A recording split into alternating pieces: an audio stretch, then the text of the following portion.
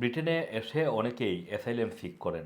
শুধু ব্রিটেনে না, বিশ্বের বিভিন্ন দেশে, উন্নত দেশগুলোতে অনেকেই গিয়ে অ্যাসাইলেম সিক করেন। বাংলাদেশিরা কিন্তু এখন বর্তমানে কানাডা বলেন, ব্রিটেন বলেন, আমেরিকা বলেন, বিভিন্ন জায়গায় অ্যাসাইলেম সিক করছেন। ইউরোপের বিভিন্ন দেশে অ্যাসাইলেম সিক করছেন। অ্যাসাইলেম সিকের অন্যতম গুরুত্বপূর্ণ অংশ হচ্ছে ডকুমেন্টেশন। মানে আপনি যেই বিষয়ে অ্যাসাইলেম সিক করেছেন সেই বিষয়ে প্রমাণাদি আপনাকে জমা দিতে হবে। অনেকেই কিন্তু এই ভুলটি করে থাকেন, বিশেষ করে ব্রিটেনে অথবা কানাডাতে যারা রয়েছেন তাদের জন্য বলছি। আপনার সামান্য কিছু টাকা বাঁচানোর জন্য, সামান্য খামখেয়ালির জন্য অ্যাসাইলেম আবেদন বাতিল হয়ে যেতে পারে। এরকম একটি ঘটনা আমি শেয়ার করছি। আমার আমাদের কাছে একজন তার অভিজ্ঞতা শেয়ার করেছেন।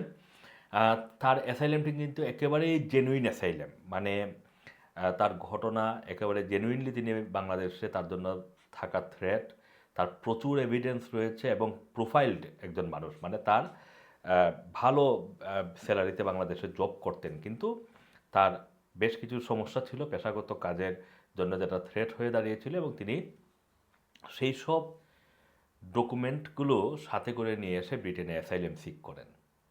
কিন্তু তার অ্যাসাইলেম আবেদনটি বাতিল করা হয়েছে শুধুমাত্র তার যে ডকুমেন্টসগুলো তিনি ইংরেজি ট্রান্সলেশন করেছেন সেটা গ্রহণযোগ্য না হওয়ার কারণে। এর কারণ হচ্ছে তিনি এটি বাংলাদেশ থেকে কম পয়সায় করিয়েছিলেন। অথচ ব্রিটেনেই কিন্তু হোম অফিসের অথরাইজড অনেকেই আছেন যারা এই এই লাইসেন্সপ্রাপ্ত ট্রান্সলেটর।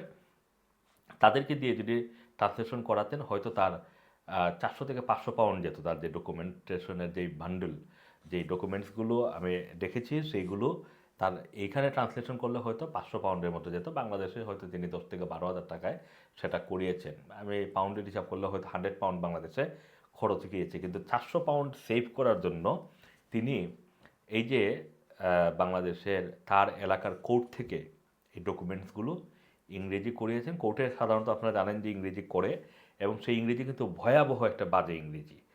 সেটা অনেক সময় আছে যে তথ্যকে টোটালি চেঞ্জ করে ফেলে এই ইংরেজিগুলো। সুতরাং এটা খুবই গুরুত্বপূর্ণ। সামান্য কিছু টাকা বাঁচানোর জন্য আপনারা এই কাজটি করবেন না। কারণ শুধুমাত্র একজনের কথা আপনাদেরকে বললাম, কিন্তু আমি বিভিন্ন ল ফার্মে যেহেতু আমরা যাই, ইন্টারভিউ করি অভিজ্ঞ আইনজীবীদের, তাদের কাছ থেকে কিন্তু শুনি যে তাদের ক্লায়েন্টরা অনেক সময় আছে যে এই টাকা বাঁচানোর জন্য বাংলাদেশ থেকে অনেকেই কিন্তু বাংলাদেশ থেকে করে এনে অ্যাসাইলেম পেয়েছেন। এটাও কিন্তু হয়। এটা আমি একেবারেই অগ্রহণযোগ্য যে সেটা বলছি না, কিন্তু কোনো কোনো ক্ষেত্রে আবার কিন্তু বাতিলও হচ্ছে। সুতরাং এটা কেস ওয়ার্কারের উপর ডিপেন্ড করে। আমি যার রেফারেন্স দিলাম তার কেস ওয়ার্কার হয়তো এই ডকুমেন্টসটাকে গ্রহণযোগ্য মনে করেনি। সুতরাং একেবারেই সেফ সাইডে থাকার জন্য, মানে কোনো ধরনের ঝুঁকি না নেওয়ার জন্য উচিত হচ্ছে লাইসেন্সপ্রাপ্ত, ব্রিটেনে যারা লাইসেন্সপ্রাপ্ত ট্রান্সলেটর আছেন তাদেরকে দিয়ে এই ডকুমেন্টসগুলো ইংলিশ করানো। তাহলেই এই যে ঝুঁকি, এই ঝুঁকিটা কিন্তু আর, মানে এই ক্ষেত্রে ঝুঁকি হবে না।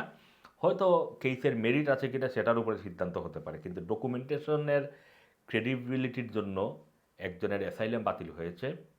সেই অভিজ্ঞতাটা আপনাদের সামনে কেন তুলে ধরলাম? কারণ এই ধরনের ভুল অনেকেই করে থাকেন। Assam Assam, Rana TV, London.